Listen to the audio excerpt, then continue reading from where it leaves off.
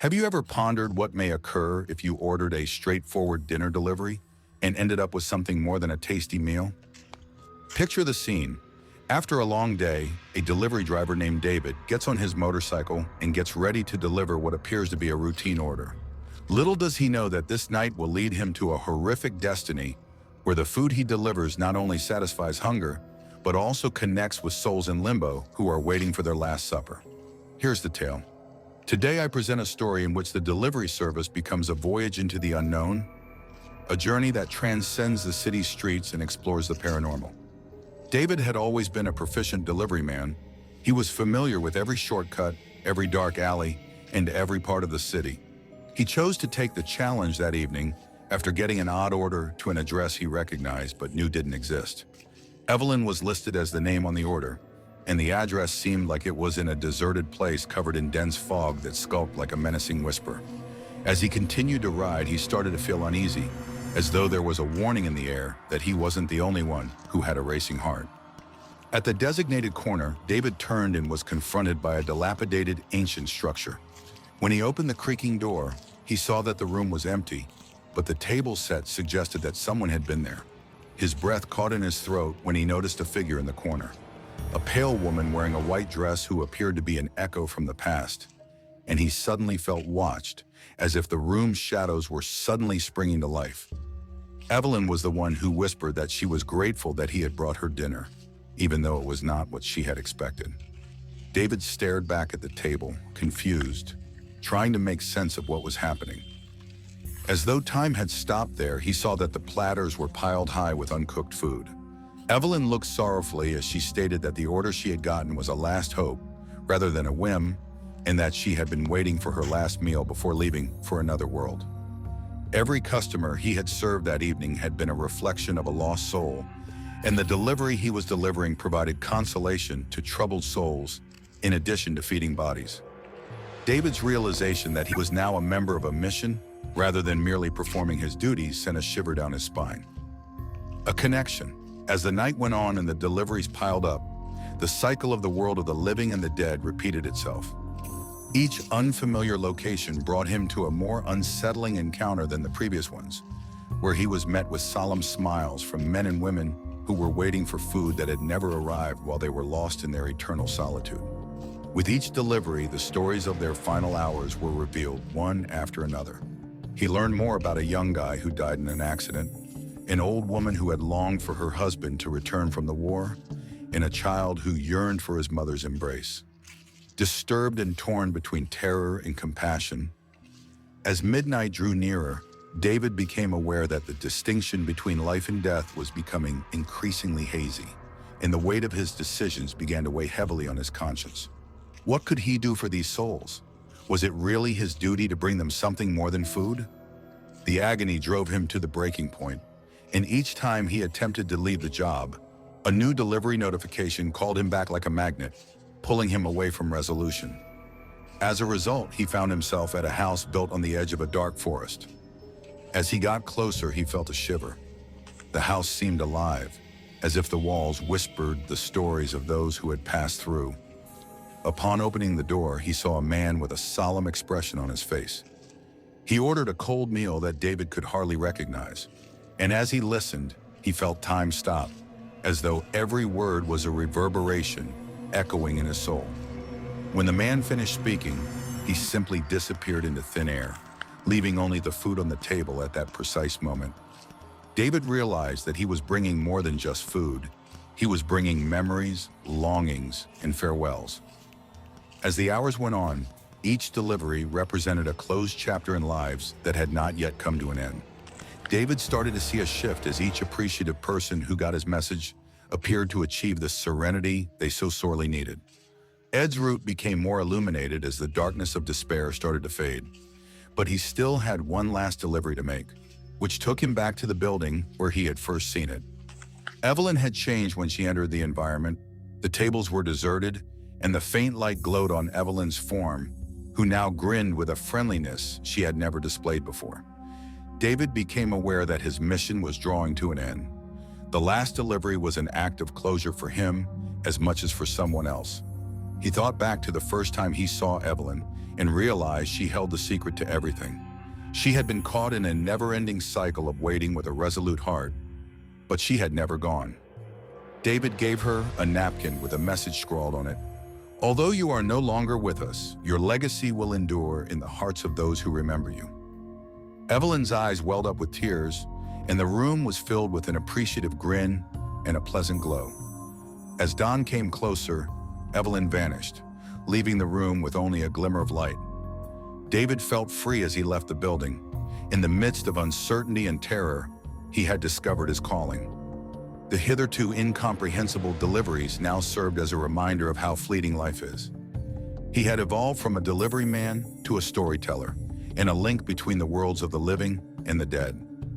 David knew he had left a legacy of optimism, even in the shadows as he walked the city streets in the daytime. The next story. Ever pondered what may occur if you were transported to a dimension where reality and time are but illusions, and the trapped people's souls are frantically trying to find their way out? As you search for a way out, picture yourself connecting to an unidentified Wi-Fi network and discovering that you are in the middle of an unfathomable nightmare. This is the tale of Alex, a regular student who learned that curiosity can occasionally lead to opportunities that are best left unexplored. Alex was a restless young man who was keen to discover and investigate his surroundings. A feeling of change permeated the mild breeze on this fall afternoon. He had been experiencing this issue for weeks, and as he got comfortable in his room, he saw that his Wi-Fi connection was dropping out once more. He made the snap decision to search the area for available networks. He noticed something that drew his attention at that moment: a network called Neighbors Wi-Fi. Thinking it may give him the speed he sorely needed for his studies, he connected without hesitation. His computer sprang to life instantly. Alex was thrilled when pages loaded more rapidly than ever before, but his excitement soon gave way to doubt when he started seeing odd messages on his screen. The text began as straightforward requests for assistance. "Please save me." Intrigued and a little alarmed, Alex assumed it was a practical joke from friends. But as he read further, the contents took an unsettling turn. One message stated, "We're stuck here. You can help us, but we can't get away." Alex felt a shiver go down his back. Who were these individuals? Why were they requesting his assistance? He was torn between curiosity and dread, so he chose to answer, inquiring as to their identity and how they got into this predicament. The response appeared instantly, and the writing on the screen appeared to shake. "We're stuck in a different dimension. We are linked to you via the Wi-Fi. If you do nothing, we will be condemned indefinitely." Alex's life took a sudden change that day. In addition to discovering a new internet provider, he also became the link between his world and a far darker one.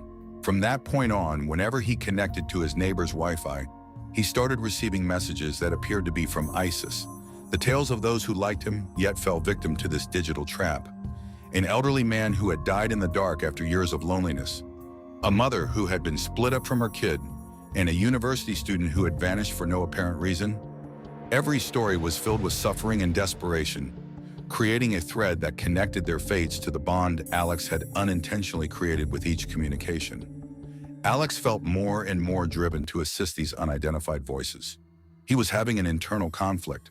While he wanted to unplug and forget everything, there was also something about their stories that held him in place. Anxiety and tension increased with every new communication while tethered to the screen. He thought, what if I don't help these lost souls? He was overcome with guilt and felt compelled to act even though he knew it would be risky. At that moment, a message altered everything. "You have to liberate your thoughts before you can free us. Locate the gateway."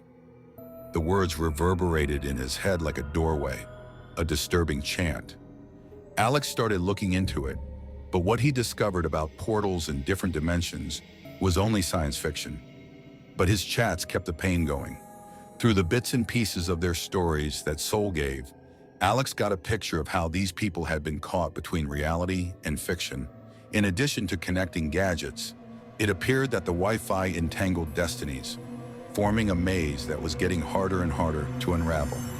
Alex had a startling realization one night as he examined the structure and content of the relationships he was bound to.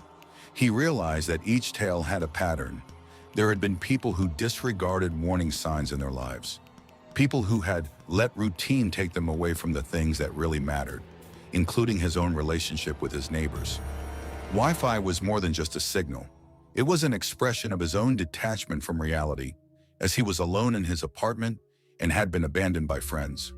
Alex was resolved to locate the portal and save the people who had contacted him, after realizing that he had also been imprisoned in his own Dimension 1, where the routine and academic responsibilities had caused him to lose sight of what life was really all about. Alex started playing around with the network.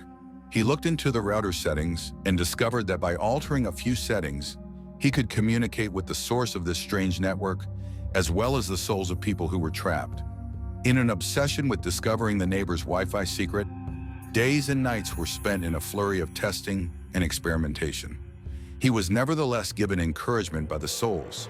Some of them even offered their final words, which contained the secrets to unlocking the portal's mysteries. At last, Alex was able to create a reliable connection with the opposing side. He lighted a candle in his room's dark light, setting the mood for opening the portal. The urgency and intensity of the messaging increased. They told him that the time was coming. An image appeared on the screen, a black vortex whirling with a frightful vigor. Alex experienced a wave of exhilaration and terror as his heart raced. He was aware that by opening the portal, he would expose himself to the unknown and whatever might emerge from the other side, in addition to giving those who had been trapped the chance to be free. Alex took a deep breath and realized that there was no going back. He wrote one final message: "I am here. I will help you." And as he pressed send, the screen glowed brightly. The portal opened with a sound that sounded like a distant scream, filling his room with cold air that made him shiver. In that moment, he was able to see the souls around him, their faces warped by anguish, but also with a glimmer of hope. They were waiting for him in unison. Their voices, multiplied in a penetrating echo, came to our aid at that time. Alex knew that his life would never be the same again, but he had to choose between closing the gateway and avoiding a reality that might devour him, or jumping into the abyss and saving those who were wailing for aid. With a mixture of courage and fear, he recognized that his fate was sealed as the light of the vortex surrounded him. He crossed the threshold of the portal. He never knew where it would take him, but in his heart he carried the assurance that he had done the right thing, though Alex lost his connection to the real world. The echoes of his decisions endure. The neighbor's Wi-Fi continues to exist, a reminder that in every hidden corner of our everyday lives there are dimensions waiting to be discovered, beings lamenting in search of liberation. So friends, if you ever see an unknown network, think twice before you connect. You never know what you might be trapping. Please remember to leave a like if this story has captivated you and kept you on edge. Subscribe to the channel and tell us in the comments what you thought of this story. Remember, there may always be more that meets the eye. So stay alert, because next time it could be your connection that leads you to the unknown. Or